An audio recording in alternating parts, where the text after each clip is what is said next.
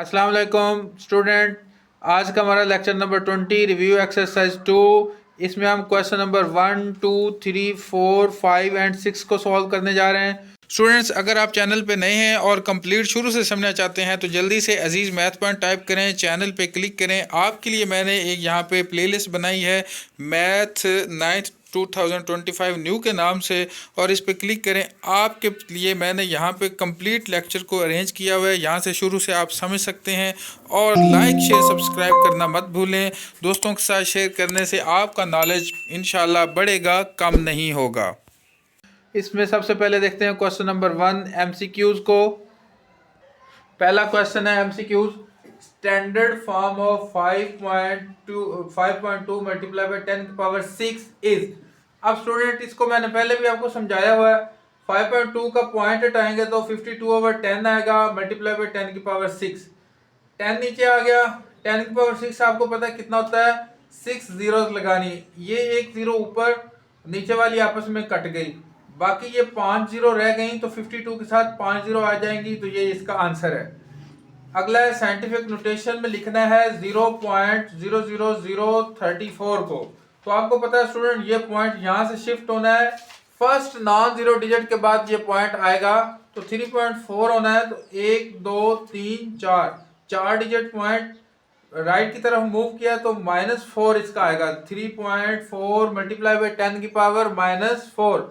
Next question number 3 है, the base of common logarithm is. Common logarithm की base 10 होती है, नेचुरल की ई होती है। ये मैंने आपको इजाफी समझाया है कि नेचुरल की ई होती है, कॉमन की कितनी होती है, 10 होती है।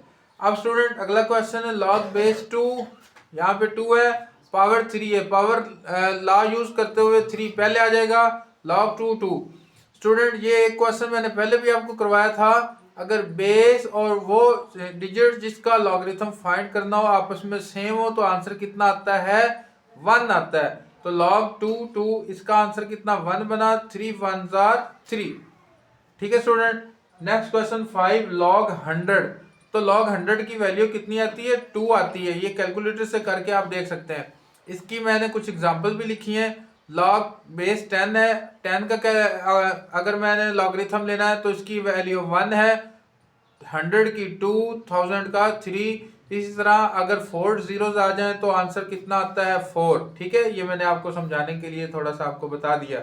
अगला क्वेश्चन है question number 6, if log 2 is equal to 0.3010 then log 200 is.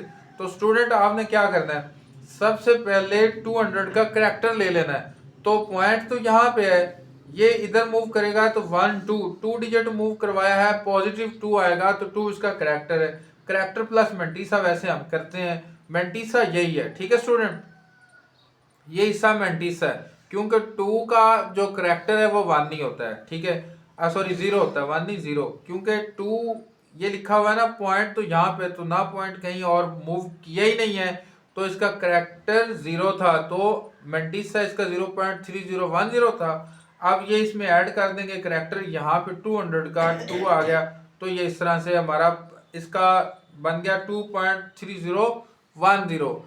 अब यहाँ पे देखिए log 0 क्या है, ये अनडिफाइंड होता है। कैसे होता है ये मैं आपको बताता हूँ, प्रूव ये। अब सपोज करें कि log इसकी जो बेस है 10 है, 0 को लॉगरिथम फाइंड करना है, इसको मैं x के इक्वल पुट करता हूँ। एक्सपोनेंशियल फॉर्म में लेके जाएं इसको स्टूडेंट, कैसे बनेगा एक्सपोनेंशियल में, ये बनेगा 10 की power x is equal to 0। अब स्टूडेंट x की जगह पे मैं सबसे छोटा डिजिट जो है वो 0 पुट करता हूँ। ठीक है, x की जगह पे मैं क्या पुट करता हूँ, 0, क्योंकि मेरा यहाँ पे 0 है। अब x की जगह पे मैं 0 भी अगर पुट करूँ तो क्या बनता है, 10 की पावर 0 बनता है, इक्वल टू 0। आपको पता है किसी भी डिजिट की अगर पावर 0 आ जाए तो पावर रूल के मुताबिक अगर किसी भी डिजिट की पावर 0 होती है तो वो किसके इक्वल होता है, ये 1 के इक्वल होता है। ये आपने क्लास 8 में पढ़ा हुआ है। ठीक है, तो ये कितना हो गया, 1 इक्वल टू 0। क्या 1 0 के इक्वल हो सकता है, बिल्कुल भी नहीं हो सकता, लिहाजा ये अनडिफाइंड हो गया। यहाँ पे हमारा आंसर गलत आ गया। क्या मतलब, मैं अगर यहाँ पे x जो है मैं कुछ भी पुट करूँ तो 0 वैल्यू नहीं आती। ठीक है स्टूडेंट, तो इसलिए लॉग अगर मैं 0 लेता हूं तो वो क्या हो जाता है, अनडिफाइंड हो जाता है। ये मेरा इसका आंसर है। अब यहाँ पे आगे जैसे मैंने यहाँ पे समझाया था, लॉग 10,000 है तो इसका 4 जीरो है तो कितना आंसर बनेगा, 4। ये आप डायरेक्टली सॉल्व कर सकते हैं, बगैर कैलकुलेटर के ज़बानी कर सकते हैं। अब यहाँ पे आगे देखें, log 5 प्लस log 3 किसके इक्वल होता है। स्टूडेंट कौन सा लॉ लगेगा, प्रोडक्ट लॉ। प्लस है तो कौन सा लॉ लगेगा, प्रोडक्ट। 5 3 आर 15 तो log 15 आ गया।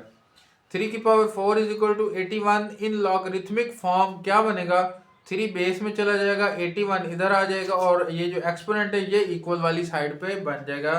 तो ये इसका आंसर है। Next question number 2 student, express in scientific notation. अब यहाँ पे देखें, फर्स्ट क्वेश्चन में 0.000567 है। ये वाला पॉइंट यहाँ से मूव करना है, फर्स्ट नॉन जीरो डिजिट पे आना है।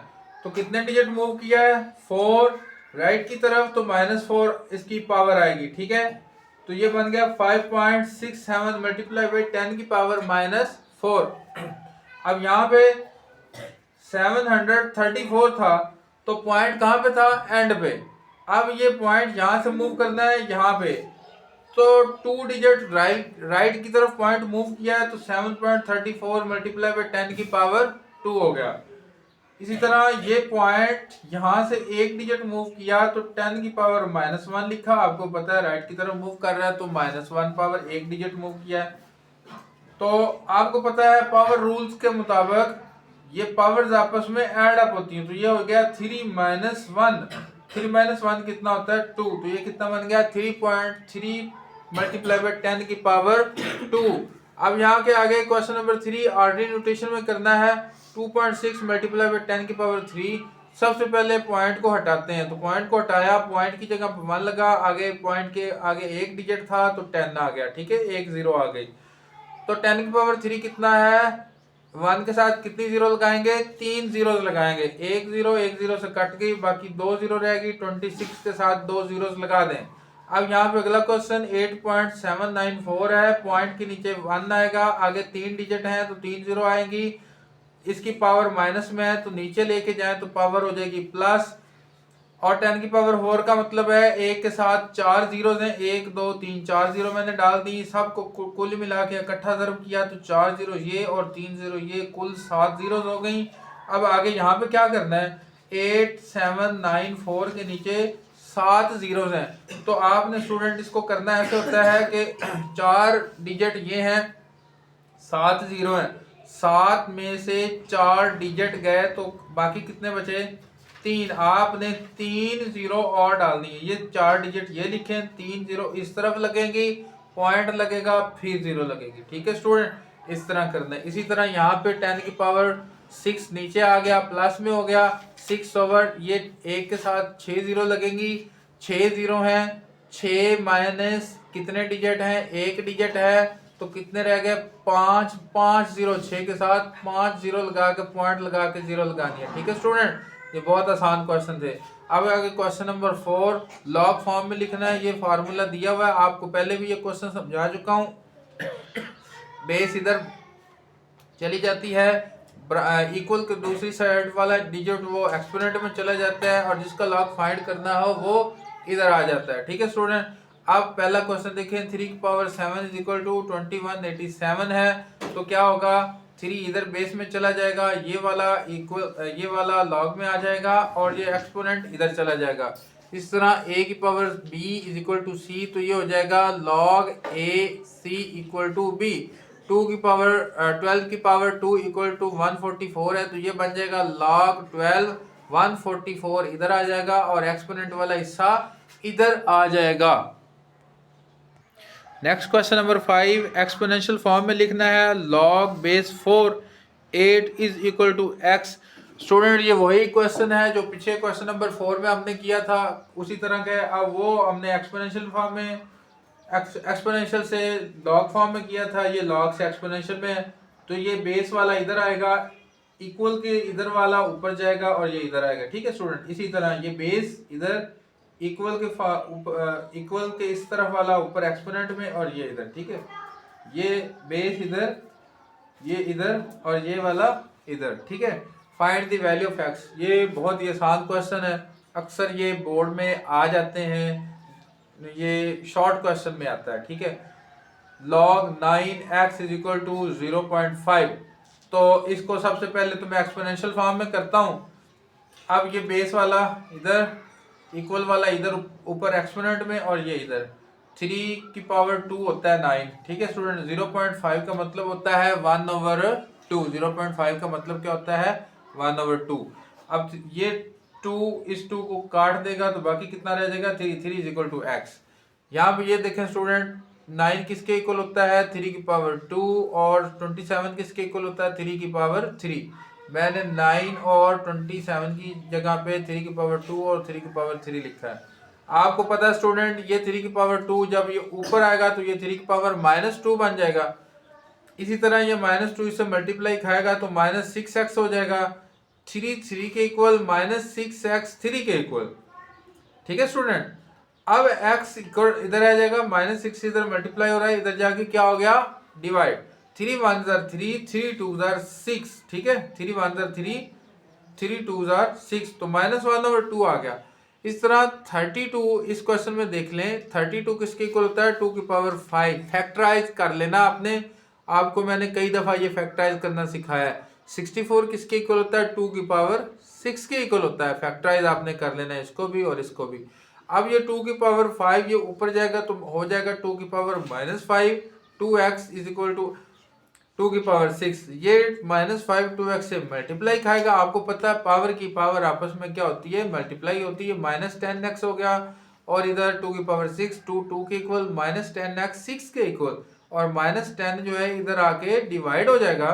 अब 3 2 6, और 5 2 5 10, ठीक है। ये 2 के टेबल में जाता है, 2 3 6, 2 5 10, तो -3/5 ये इसका आंसर बन गया।